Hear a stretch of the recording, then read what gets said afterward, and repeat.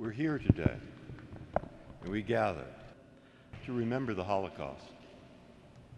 I come here as a judge and a Jew to participate in this annual ceremony, mandated by law, to speak about the law in the task of recollection.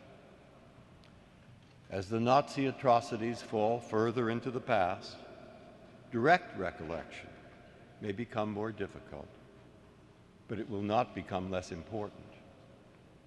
The book of Exodus frightens me and it frightens us when it says about a king, perhaps about an entirely new generation, that it grew up and it knew not Joseph. The French writer Albert Camus elaborates the same thought in a book that I find speaks to me, personally touching, The Plague, an allegory of the Nazi occupation of France. His hero, Dr. Rieu, explains why he has written the story down. It is because, he says, the bacillus de la peste, that's the plague germ, a symbol for the evil in human nature. It is because that germ never dies. It never entirely disappears. It simply goes into remission, perhaps for decades, but all the while it lurks in the furniture, in the linen cupboards, in the bedrooms, in the cellars, in trunks, in handkerchiefs, in file folders, perhaps one day to re-emerge, to reawaken its rats, and then to the misfortune and for the education of mankind to send them forth once again to die in a once happy city. What role can the law play in helping us, through recollection, guard against that day when that perpetual evil, analogous to the plague germ, might reawaken? Let us consider three different kinds of answers to that question that the law can provide. Now, first, those who work with the law can engage in certain classical, mundane legal tasks, like gathering and preserving evidence and creating legal precedent. When I was honored to appear here several years ago, I spoke of a man who engaged in just those tasks, Justice Robert Jackson, once a member of the court on which I sit.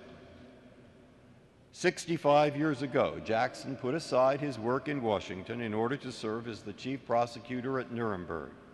He later described his Nuremberg work as the most important experience of my life, infinitely more important, he said, than my work on the Supreme Court or anything I did as Attorney General. His object, he said, was to make explicit and unambiguous in law that to persecute, oppress, or do violence to individuals or minorities on political, racial, or religious grounds is an international crime for the commission of which individuals are responsible and can and will be punished.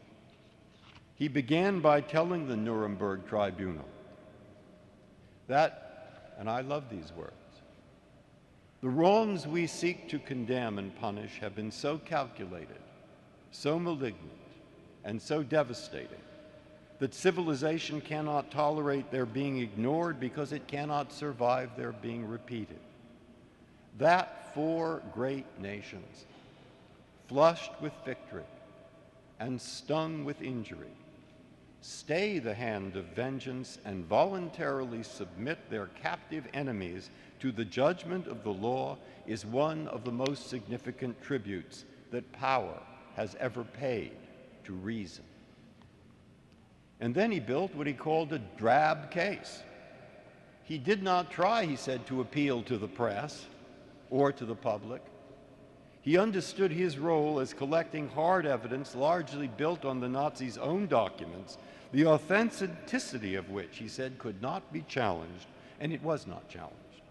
The 19 defendants could not answer that evidence because there was nothing to say.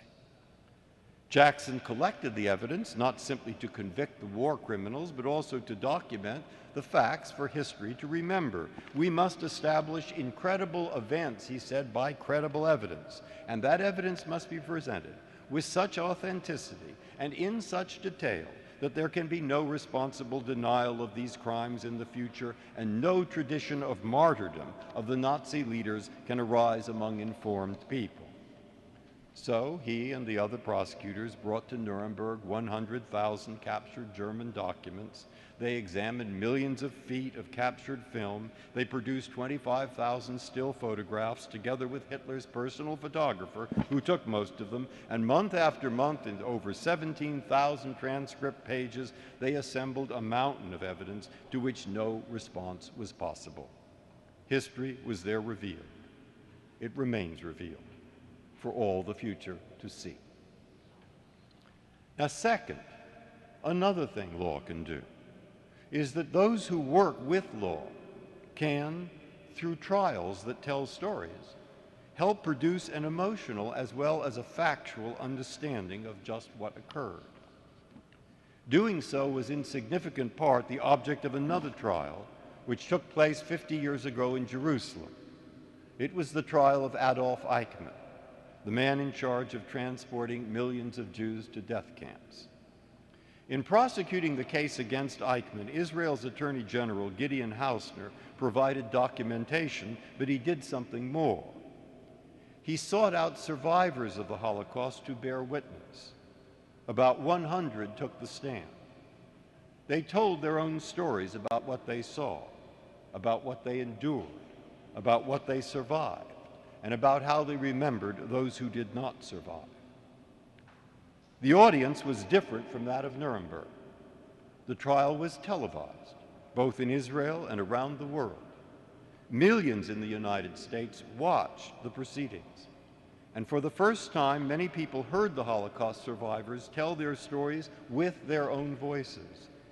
Hannah Arendt described, as we know, how the trial did not just tell us, but it showed us what she called the banality of evil.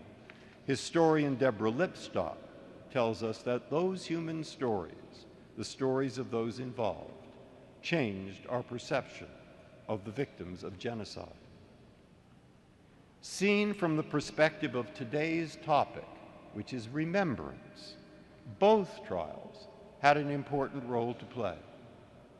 We remember through facts, figures, rational argument.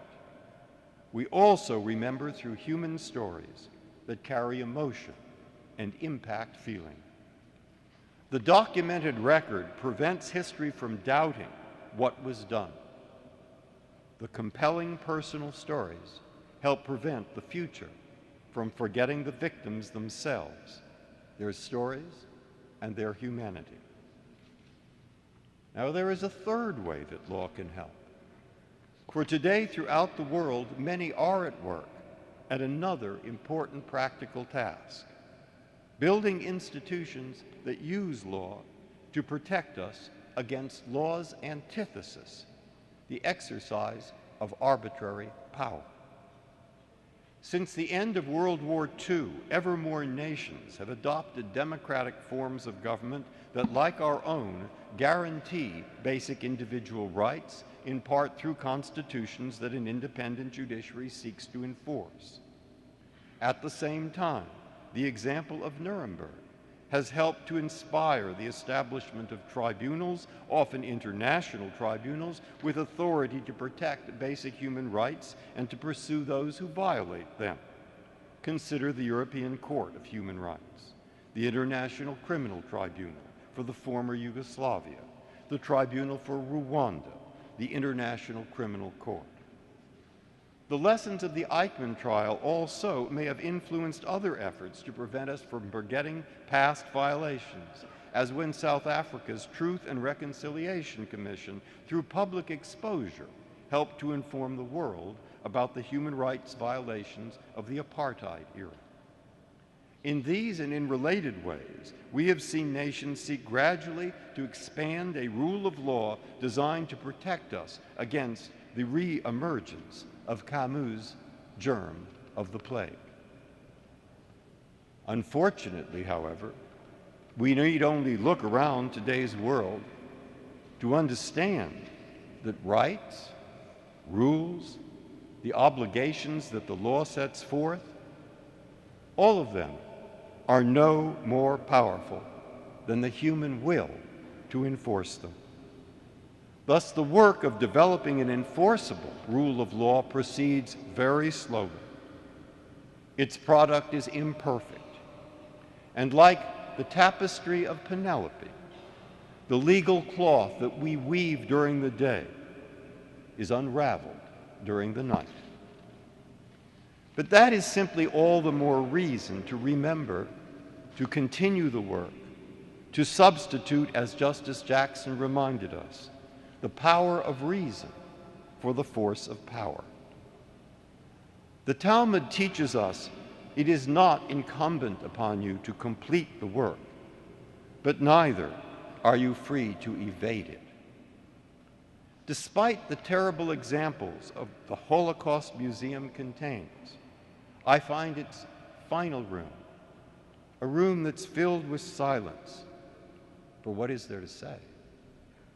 But also filled with light.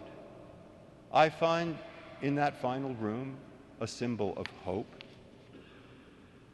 Nuremberg can remind us that the Holocaust story ended with a fair trial. And that trial, along with other ways in which law can further the work of remembrance, also reminds us of our eternal aspiration for justice.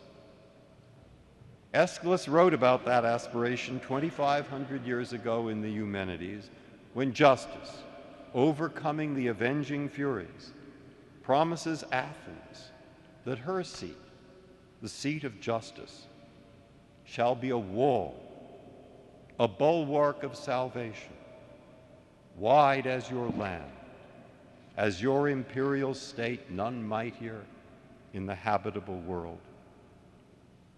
We too reflect upon that aspiration when we say, with the psalmist, justice and law are the foundations of your throne.